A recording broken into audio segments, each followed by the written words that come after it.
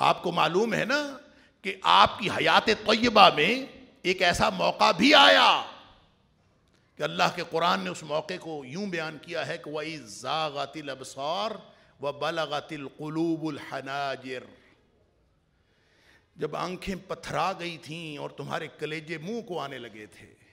پتہ ہے اس موقع کا اس سے بڑی بھی خطرناک صورتحال کوئی ہوگی؟ خود نبی پاک صلی اللہ علیہ وسلم موجود ہے. ہوا کیا تھا؟ ہوا یہ تھا کہ نبی کریم صلی اللہ علیہ وسلم غزوہ احزاب میں خندق کے کنارے اپنے جانثار ساتھیوں کو لے کے بیٹھے تھے، محاصرے کا مقابلہ کر رہے تھے، جب سارا عالم عرب امڑ آیا تھا اس چھوٹی سی بستی کو طاقت و تاراج کرنے کے لیے. پیچھے 1.5-2 میل کے فاصلے پر مدینے کی بستی تھی، وہاں عورتیں اور بچے تھے، اور اس سے پیچھے یہودیوں کی بستی تھی. تو عین اس دوران جب حالات انتہائی خطرناک تھے، مسلمان شدید حالات میں پھنسے ہوئے تھے، موسم بھی شدید تھا، بھوک افلاس بھی تھی، حالات اتنے شدید تھے، عین اس کیفیت میں پیچھے سے خبر آ گئی کہ یہودیوں نے وعدہ اور عہد توڑنے کا اعلان کر دیا. ان کے ساتھ معاہدہ تھا، انہوں نے معاہدہ توڑنے کا اعلان کر دیا. اب صحابہ کہتے ہیں کہ ہم بڑے خوش جب کبھی کوئی ہمیں مسئلہ ہوتا تھا، کوئی پریشانی ہماری ہوتی تھی، تو ہم بھاگ کے جا کے نبی کریم صلی اللہ علیہ وسلم کو بتایا کرتے تھے. ہم جا کے نبی پاک صلی اللہ علیہ وسلم کو بتاتے تھے، نبی کریم صلی اللہ علیہ وسلم کوئی نہ کوئی بات ارشاد فرما دیتے تھے، ہمیں تسلی ہو جاتی تھی. ہمارا طریقہ یہ تھا.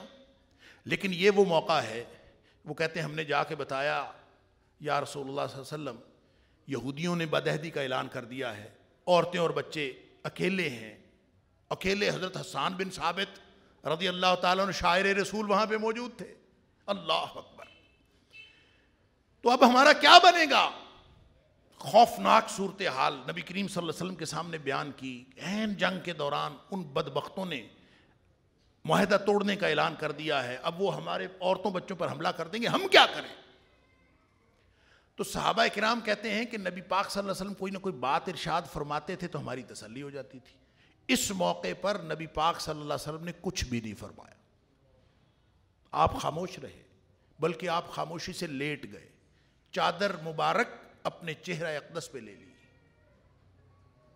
صحابہ کہتے ہیں کہ ہماری تو آنکھیں پتھر آ گئی، ہمارے تو کلیجے منہ کو آ گئے کہ ایسی کوئی خوفناک صورتحال ہے کہ نبی کریم صلی اللہ علیہ وسلم نے ہمیں کوئی ایک تسلی کا بول نہیں بولا، کچھ بھی نہیں فرمایا. اس کو قرآن کہتا ہے وَإِذْ زَاغَتِ الْأَبْصَارُ وَبَلَغَتِ الْقُلُوبُ الْحَنَاجِرَ. جب آنکھیں تمہاری پتھرا گئی تھیں اور تمہارے کلیجے منہ کو آنے لگے تھے، وَتَظُنُّونَ بِاللَّهِ الظُّنُونَ، اور تم اللہ کے بارے میں مختلف گمان کرنے لگے تھے کہ پتہ نہیں ہمارے ساتھ کیا ہونے والا ہے، اللہ ہماری مدد کرے گا کہ بھی نہیں کرے گا. تو کون سا موقع ہے جب امت مسلمہ کے خلاف سازش نہیں ہوئی؟